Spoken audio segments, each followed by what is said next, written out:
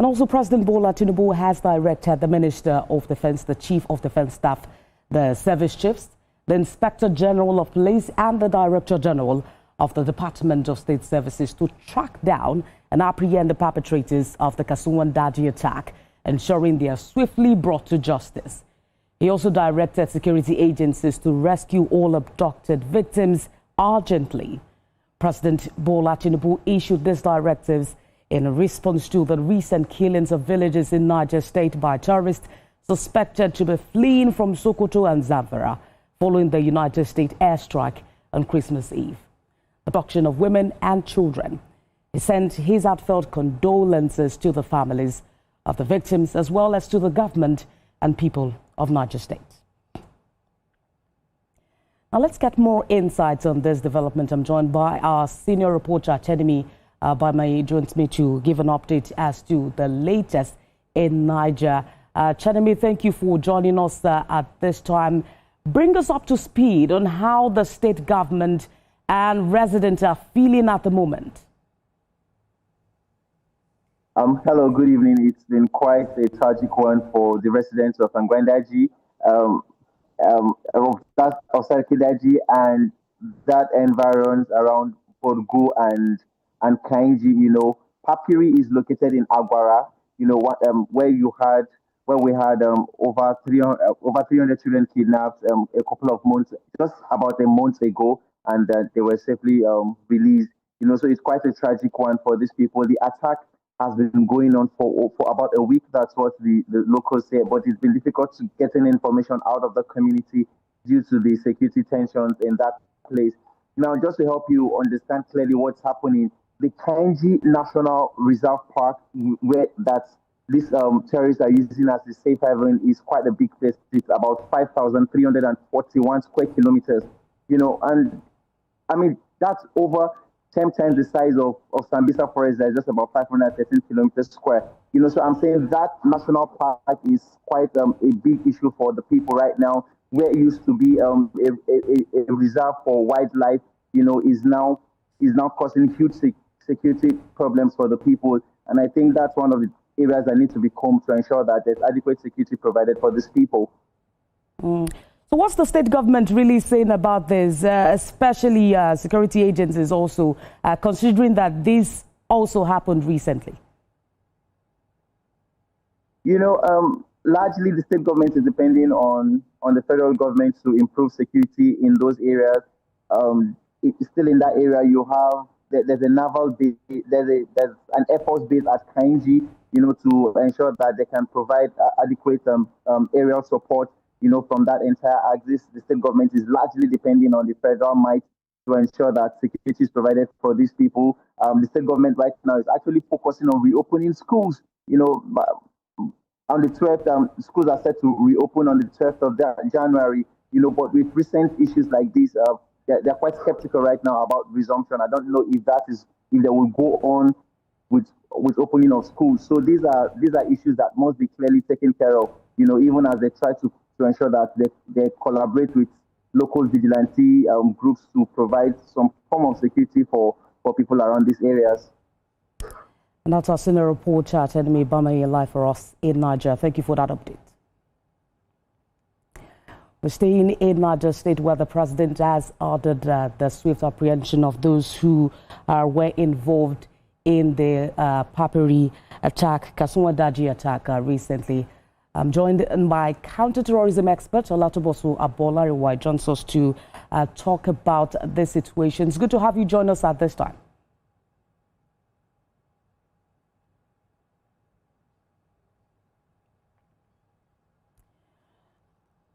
We're expecting that the president has reacted to this situation. But what does this say about the consistent gains that the Nigerian army has been recording? Does this seem like a setback in this situation?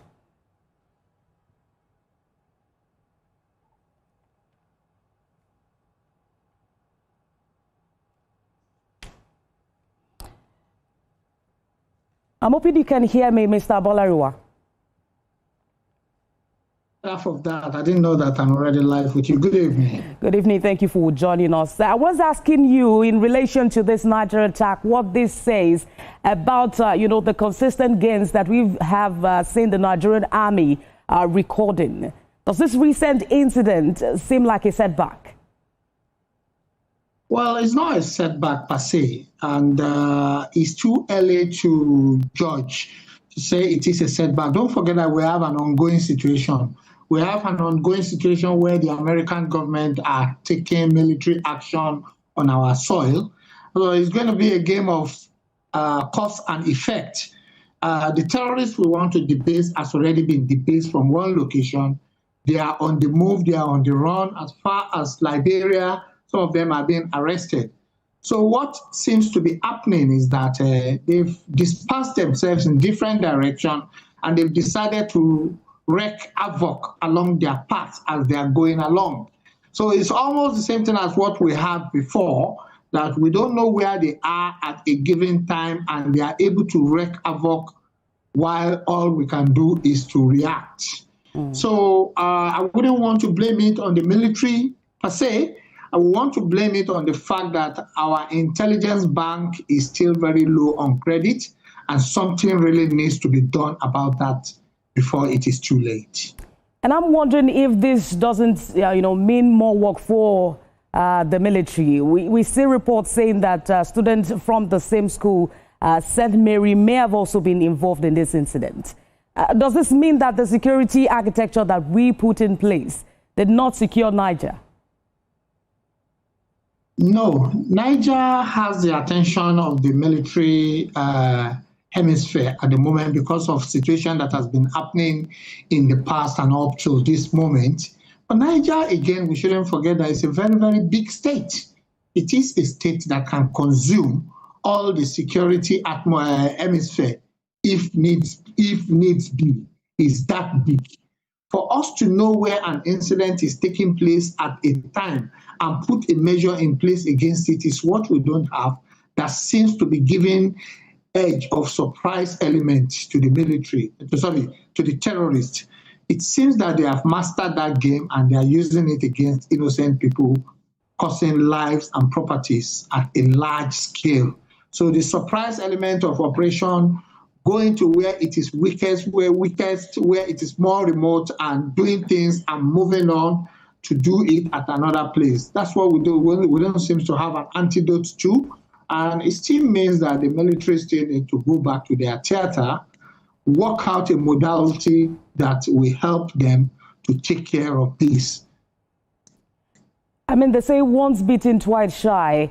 Are we not worried that the St. Mary students are once again involved in this?